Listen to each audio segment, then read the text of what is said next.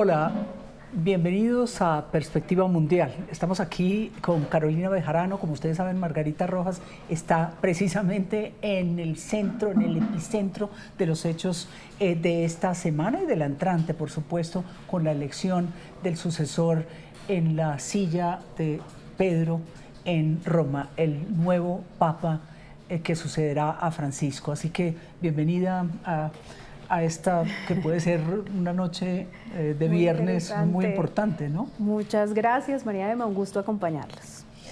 Pues estamos aquí preguntándole primero a Margarita Rojas desde Roma, desde el epicentro de los hechos, cómo se ve el panorama apenas a 5 días de que entremos al inicio del cónclave. Margarita.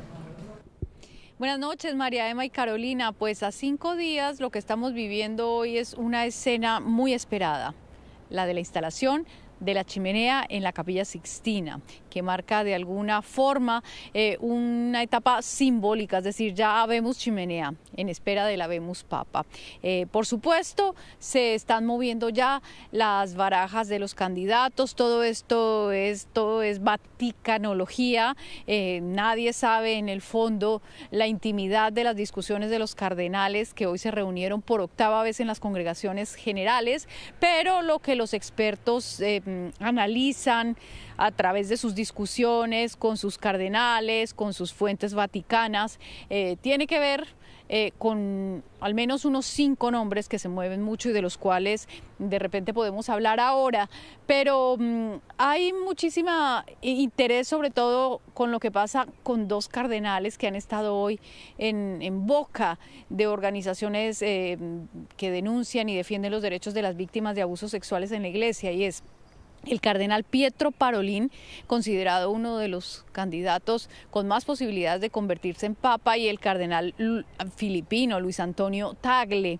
que hoy han sido blanco de acusaciones de no haber hecho lo suficiente, o mejor, de no haber hecho nada ante por lo menos 85 denuncias de abusos sexuales en Filipinas. Entonces, esta ha sido una polémica que hoy ha rondado en el Vaticano, van surgiendo unas y otras, en especial, como les decía, en torno a quien tiene más posibilidades, pero de todas formas pues ya hay un ambiente de expectativa, de preparación de cara al cónclave. Los cardenales han escuchado hoy 25 intervenciones en el marco de la Congregación General, en la cual se ha hablado, por un lado, del papel de la evangelización, que fue un tema importantísimo en el pontificado de Francisco, y ver cómo se va a continuar, cuál es el desafío para continuar con esa línea que llega tanto a los fieles, y por otro lado sobre las iglesias de Oriente, el sufrimiento de los cristianos en lugares como Gaza, por ejemplo, Irak y otros países en donde son víctimas de persecución. Algunas de las cosas que se comentan aquí hoy. También se habló de nuevo de abusos sexuales en el marco de la congregación, para garantizar como una prioridad que se mantenga la herida abierta, así lo calificaba el portavoz del Vaticano, Matteo Bruni, mantener la herida abierta para que en el próximo pontificado se estudien soluciones, se estudien curaciones y se estudie la forma de garantizar que no se produzcan más heridas. Pues este relato yo creo que nos pone como en la base de lo que serán estos últimos días previos a lo que es el cónclave. Carolina, se elegirá el Papa número 267. Correcto. Es un hecho muy significativo, ¿no? Nos tiene a todos, sí, católicos y no católicos, y ¿no? sobre todo por el gran legado que dejó Francisco, insuperable, porque quien llegue no solo tendrá ni siquiera que ocupar sus zapatos, sino tener un pontificado precisamente con una línea que marque historia, tal y como lo hizo Francisco, bien sea que continúe su corriente o que sea absolutamente reformador. Sí, claro, porque ese es uno de los grandes debates, si este será ese Papa, continuará ese legado del Papa pastor, del Papa reformador, como usted dice, Carolina, sino también será de pronto un cambio radical, conservador. sí, el ala opositora que le dio mucho que hacer durante todo su papado, ¿no? Totalmente. De hecho, Francisco tuvo muchas trabas, muchos zapatos en el camino que tuvo que lidiar justamente por la oposición dentro del mismo Vaticano, pero que la supo sortear y que justamente muchos de ellos son los que hoy son los cardenales que participan en el conclave y que podrían convertirse en el próximo Papa. Y volviendo a Roma con Margarita Rojas, de esos 135 papables que están como cardenales entrando al cónclave, ¿qué se siente, qué se percibe? ¿Cuáles son esos favoritos, si uno lo pudiera llamar así? Que hay muchas encuestas, entre otras, Carolina. Margarita, ¿cómo se ve el panorama? Bueno, entonces hablemos de los papables, que este es un tema que causa mucho interés, pero digamos es sobre todo tema de los vaticanólogos, de quienes conocen el interior de la curia romana y que conocen los perfiles de todos estos cardenales, más que de los cardenales mismos, que cuando son preguntados al respecto son totalmente reacios y ninguno de ellos lanza un nombre en público. Por supuesto es el tema de discusión de ellos a nivel interno, pero bueno, afuera se habla al menos de los siguientes nombres: de Pietro Parolin, como saben, secretario de Estado italiano, también del cardenal Matteo Maria Zuppi, que también es un italiano, y en este momento es el presidente de la conferencia episcopal de este país, así como el enviado especial del Papa para Ucrania. Se considera que ellos dos tienen muchísimas posibilidades, representan una línea de continuidad con Francisco. También suena mucho el cardenal filipino Luis Antonio Tagle, tiene en contra que se le considera demasiado informal, demasiado salido pues de las normas, una línea de Francisco quizá llevada al extremo. Estamos hablando también de un cardenal de corte conservador, un cardenal húngaro, Péter Erdő, que tiene muchísimas posibilidades porque representa un paso un poquito más a la derecha, al retorno de las prácticas más tradicionales de la Iglesia. Y finalmente un nombre nuevo que suena con mucha insistencia, Robert Prevost, un cardenal estadounidense nacido en Chicago, pero con amplísima experiencia y conocimiento de América Latina. Entonces tiene, de alguna manera, aglutina muchísimas virtudes, porque podría, por un lado, canalizar el interés de Estados Unidos de tener un candidato de su país, pero por otro lado podría llegar a recibir los votos de América Latina. Conoció muy ampliamente Perú, estuvo ahí durante más de 10 años y por otra parte pues ha estado en la Curia Vaticana en los últimos años, ya bajo el pontificado de Francisco. Así que estos son algunos de los nombres que se barajan. Ya muy pronto vamos a saber si los vaticanólogos estaban más o menos ubicados o estaban muy pifiados, que también a veces suele pasar que quien resulta elegido es una total sorpresa, como tuvimos a Francisco. Margarita, gracias. Y sí, justamente recordemos que la figura del Papa también es de jefe de Estado, no solo es el mayor jerarca de la Iglesia Católica, sino del Estado Vaticano, el Estado más pequeño tal vez del mundo, y que influye no solo en Roma, sino en el mundo entero, María Emma. Sí, y precisamente dentro de esos favoritos que nos presentaba Margarita Rojas desde Roma está Parolini, que es el jefe, el representante, dijéramos, el secretario de Estado Parolini, que creo que él mismo decía, no lo duden, que el que entra papa al cónclave sale cardenal. Es decir, eso que nos habló Margarita, esos favoritos pueden ser, pero puede que haya cambios porque el mismo Francisco abrió mucho las puertas de lo que era esa representación, que es interesante que tal vez nuestro invitado, el doctor en Derecho Canónico, Hernán Olano, nos pueda ayudar a entender cómo es esa nueva composición. Usted que ha estado, que lo hemos visto en fotografías, en reuniones con muchos de los papas en el pasado, ¿qué cambios hizo Francisco en esa composición que nos va a llevar a ampliar el panorama? Bienvenido a Perspectiva Mundial. Muchas gracias, Carolina y María Emma y Margarita desde Roma. Efectivamente, el Papa Francisco hizo una modificación muy grande en cuanto a la composición del colegio cardenalicio, por cuanto para este cónclave habrá cardenales de 70 países y de los 5 continentes. Francisco realizó 10 consistorios durante los 12 años de su pontificado, consistorios que son en los cuales se elige a los cardenales. Y se pasó, porque resulta que el número de cardenales se fijó por Pablo VI en 120. Y para este cónclave votarían 135, aunque 131 finalmente serán los que este próximo 7 entren a la Capilla Sixtina. Y es la representación de, como usted dice, de todos lados, pero Estados Unidos tiene mucho peso, ¿no? Uno ve unos números en Norteamérica de 14 cardenales, o los 23 de Asia, o los 23 de América Latina, pero África y Oceanía también. África tiene peso y, como vimos en el informe de Margarita, tiene posibilidades de un papable, ¿no, Carolina? Incluso equiparables, porque mirando en continentes, Francisco nombró muchos cardenales nuevos al final, incluso en diciembre, el primer cardenal ucraniano, de hecho uno de los más jóvenes. Entonces sí se mueve, digamos, las cartas esto para elegir el nuevo papa con todas estas transformaciones, como usted lo decía. La Constitución Apostólica decía que 120 eran los que participaban en este cónclave, y ahorita aún así, cuando se supera este número, incluso el Vaticano dijo la semana pasada que se debe respetar que el papa justamente nombrara a estos cardenales para poder participar del cónclave.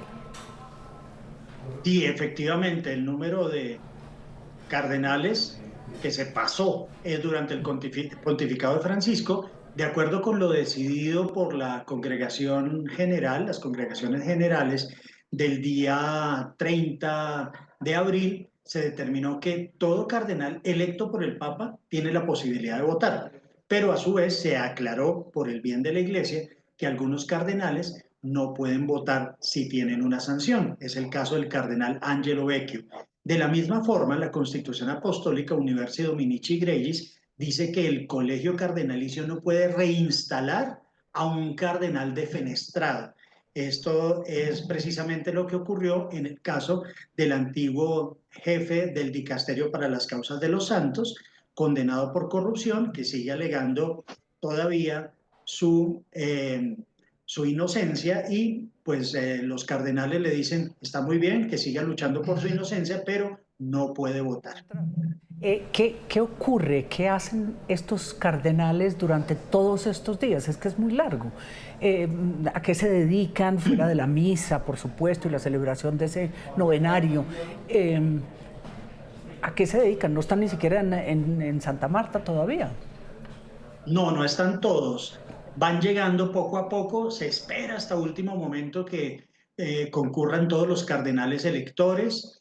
Este viernes, hoy en la mañana, ya subió a 128, pero todavía faltan pues prácticamente 3, 4 cardenales por ingresar a las congregaciones generales. Durante todos estos días, esas reuniones que fueron previstas desde la época de Pablo VI permiten entonces hablar sobre el futuro de la Iglesia. Se ha hablado de sinodalidad, lógicamente, que es el camino que emprendió el Papa Francisco dentro de su pontificado de misericordia, que precisamente es el lema que aparece debajo de su escudo. Se ha hablado también de la nueva evangelización, y se ha hablado, entre otros, también de algo que no es muy frecuente, pero tiene que analizarse por el Colegio Cardenalicio: el proceso económico dentro del Vaticano. Proceso que durante el pontificado de Francisco tuvo varios reveses, pero que se logró calmar en determinada forma gracias precisamente a la inclusión de la mujer en los altos cargos directivos, porque Francisco nombra una gobernadora para el Instituto de Obras de la Religión y otras asesoras que venían de la banca multilateral, pública y privada. Primera vez, ¿no, Carolina? Primera vez, y justamente es una de las cosas reformadoras de Francisco, el papel de la mujer que entra poco a poco a ser parte de estos altos cargos.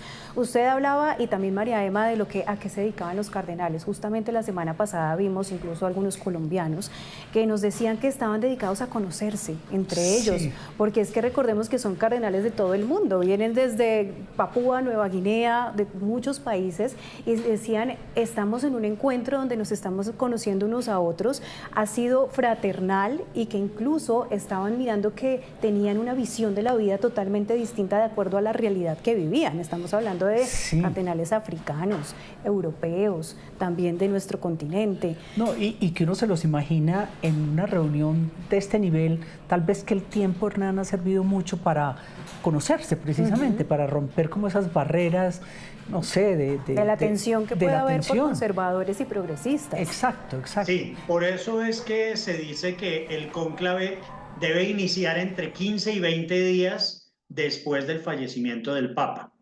Algo muy importante, por ejemplo, en el caso de Colombia, que tenemos 2 cardenales eméritos y un cardenal elector, uno de ellos no fue cardenal previo a sus 80 años, sino con posterioridad.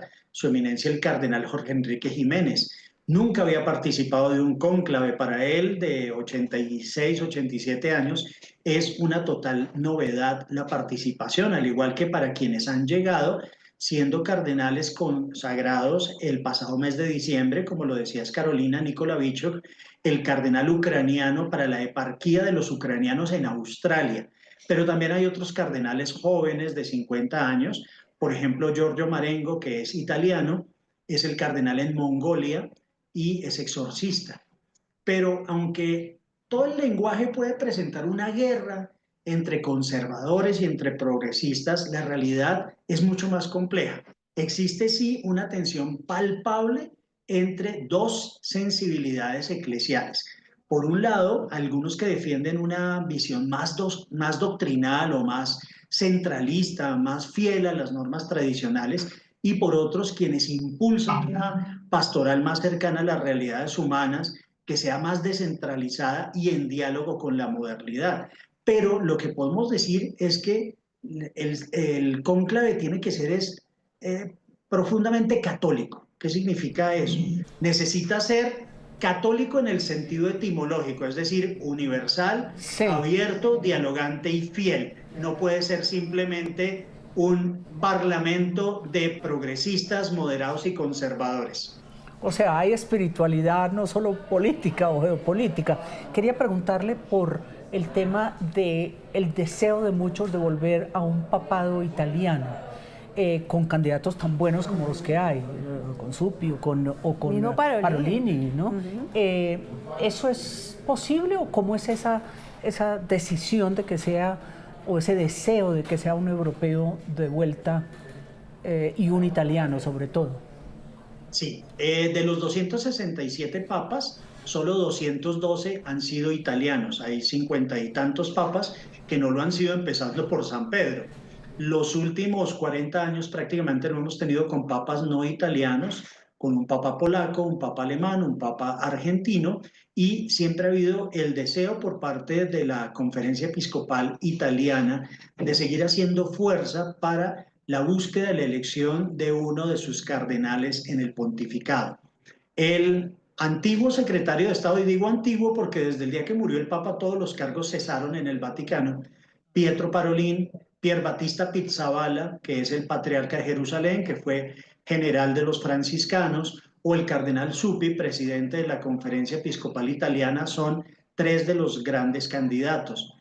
Italia tiene el mayor número de cardenales dentro del grupo de cardenales europeos, pero si tiene 3 candidatos, entonces se divide la votación y entran a medirse otras fuerzas, como por ejemplo la suma de los latinoamericanos más los norteamericanos. Dentro de ellos, por ejemplo, el cardenal Prevost, que es norteamericano, pero de madre ecuatoriana, puede estar jugando hacia 2 continentes y unir votos. O sea, no sé, más política que espiritualidad. Y es que justamente es ese equilibrio, ¿no? Entre ser jefe de Estado y jefe de la Iglesia Católica, porque recordemos estos 2 roles. Pero yo le quiero hacer una pregunta específica. Bien, hablamos de muchos papables, esto también de acuerdo a muchos medios de comunicación, muchos líderes de opinión que tienen a sus favoritos. Pietro Parolin, por supuesto, siendo secretario de Estado del Vaticano, siendo la persona que va a presidir el cónclave, quien fue muy cercano al Papa Francisco, habla español, incluso acá desde Colombia estuvo involucrado en el proceso de paz.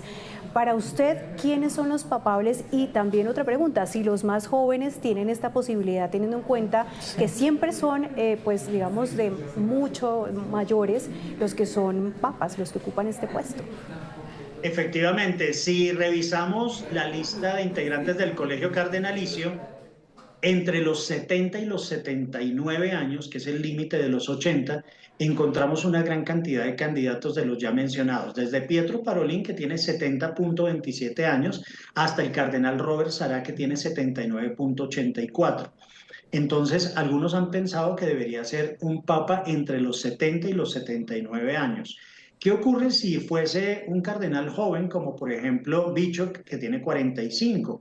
Estaría asegurando una continuidad de la iglesia por lo menos de 40 años y tal vez eso no se busque. Porque si tenemos en cuenta, entre otros, que Juan Pablo II estuvo prácticamente 25 años en el pontificado y que cuando falleció siempre se dijo, no, vamos a elegir un papa de transición, por eso Ratzinger es el adecuado porque ya tiene 78 años y duró 8 años de papa y 10 años de papa emérito.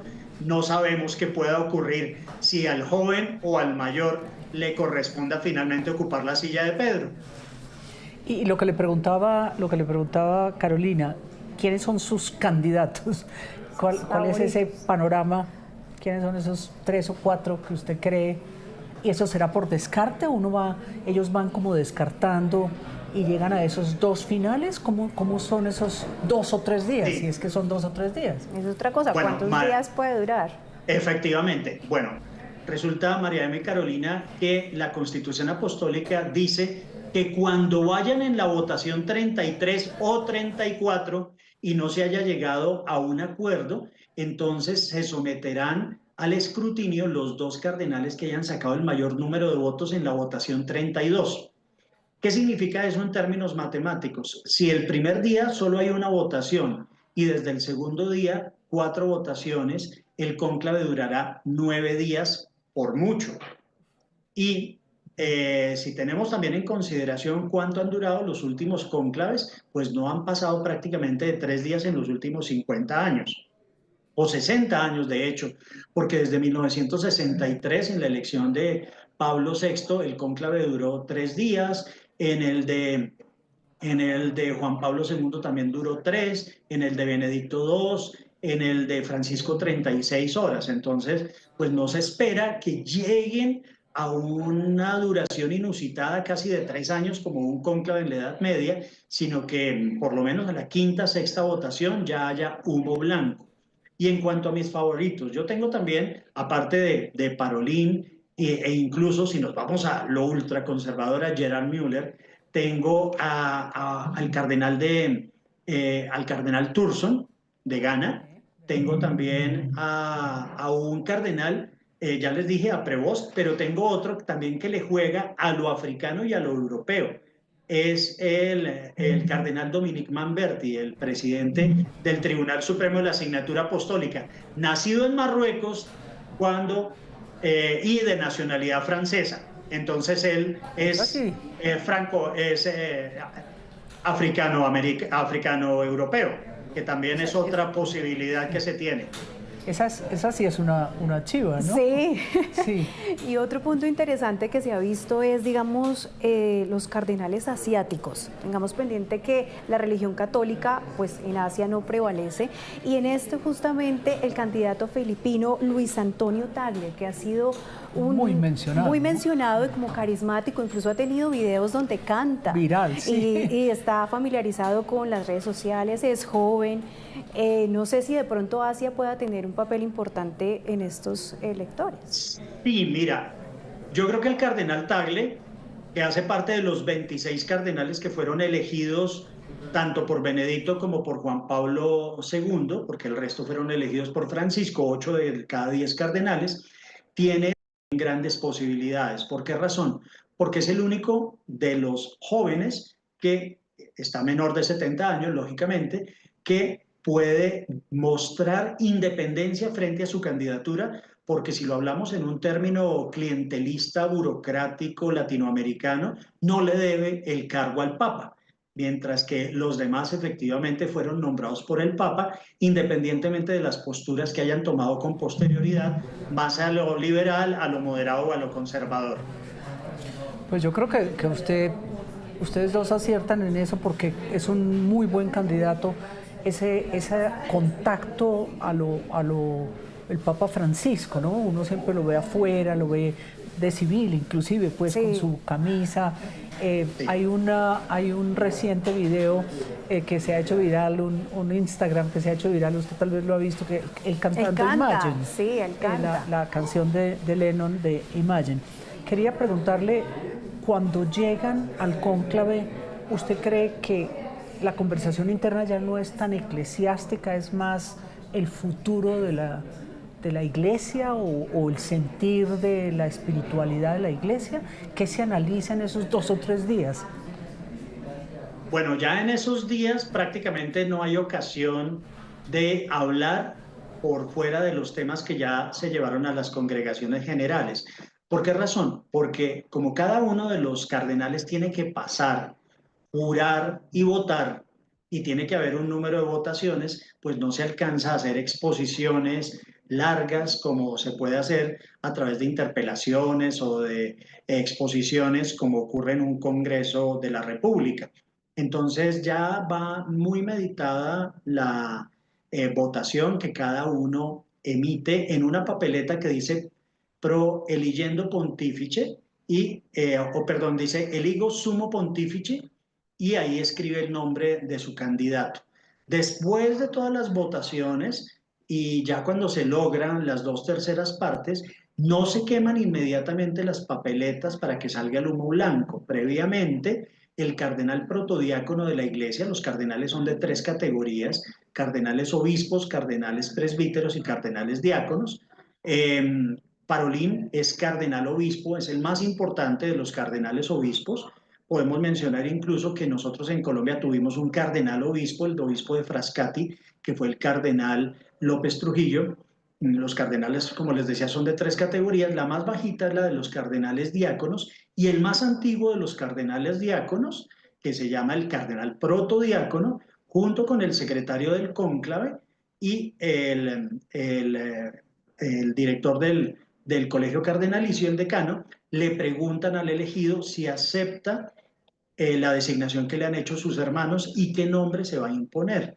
Después de eso se va a la sacristía, conocida también para estos efectos como el Salón de las Lágrimas, donde será revestido con alguna de las sotanas. Curiosamente, había una sastrería romana, los hermanos Gamarelli, que suministraban las sotanas, y de la Santa Sede les dijeron que no había necesidad esta vez. Ellos están muy preocupados porque dicen que probablemente estén usando sotanas viejas del cónclave de hace 12 años y que la sotana de Francisco está muy gastada. Entonces, bueno, alguna de esas sotanas será la que utilice el nuevo Papa, quien después recibe el homenaje de los demás cardenales y hace el recorrido hacia el balcón de San Pedro, donde ese cardenal protodiácono pronuncia esa fórmula tan bonita, Anuncio Vobis Gaudium Magnum, Habemus Papam. Papa, sí. ¿Cuál debe ser ese perfil, profesor Olano? ¿Cuál es el perfil que debe tener el próximo Papa después de Francisco, tal vez que eclipsa todo lo anterior? 12 años de transformación en la iglesia. Efectivamente, Papa es el acrónimo de 4 palabras en latín que dice Petri Apostoli Potestatem Accipiens, el que tiene la potestad del apóstol Pedro. Entonces, lógicamente, el Papa tiene como misión para quien sea electo el fortalecimiento del diálogo interreligioso, el papel de la Iglesia como un actor global en temas como de los que se dedicó Francisco, la migración, la justicia, la paz, incluso la inteligencia artificial y el cambio climático, con Laudato Si, que cumple 10 años por estos días, la credibilidad moral del Papa y en general la Iglesia ante los escándalos y los abusos y también ante la corrupción, vista en el caso de Vecchio, por ejemplo, la necesidad de una iglesia misionera con capacidad de evangelizar culturas que se han secularizado, y la unidad interna frente a las tensiones doctrinales que, entre otras, se desarrollaron después de Amor y Leticia, cuando se habló de la bendición de los divorciados vueltos a casar, de la bendición de parejas del mismo sexo, etcétera, etcétera. Doctor Olano, usted ahorita mencionaba en una de sus respuestas y algo que ha generado curiosidad, cómo los papas eligen su nombre, y de ser así, si eligieran también a Francisco, ¿sería Francisco II, Francisco I? ¿Cómo funciona? No, bueno, ya sería Francisco II. A Francisco nunca se le dijo primero, porque el protocolo de la Iglesia indica que si no ha habido más, es el único. Así como en España Juan Carlos I y único se decía del rey de España emérito, si alguno llega a escoger un Francisco, sí será Francisco II. Hay nombres que no se han escogido, como por ejemplo Tomás, Luis, Javier e Ignacio, pero el récord lo tienen los Juanes con 23, 16 Gregorios, 16 Benedictos, 14 Clementes, 13 Leones, 12 Inocencios, 12 Píos, 9 Esteban, 8 Urbanos, 7 Alejandros, etc. Y lo que siempre se dice es que ojalá ninguno se llame Pedro II, aunque curiosamente nosotros tuvimos un papa antioqueño, peluquero y odontólogo que se hizo llamar Pedro II en Barbosa, Antioquia. Sí. Cuando se murió Pío XII, este señor se autoproclamó papa con ese nombre. Pues gracias, doctor Hernán Olano, por esta conversación que creo que es muy importante previo a 5 días solamente de escoger a ese pontífice 267. Gran conversación, veremos qué pasa, todos estamos contando los días y las horas para ver, depende cuánto dura este cónclave y saber quién será. Lo consultaremos de vuelta aquí en Perspectiva Mundial. Claro, gracias. Sí. Muchas gracias por la invitación.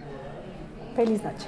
Y a ustedes volveremos en 8 días con más noticias, probablemente con un nuevo papa el próximo viernes. Gracias por acompañarnos en Perspectiva Mundial. Un placer, María Emma. Feliz noche.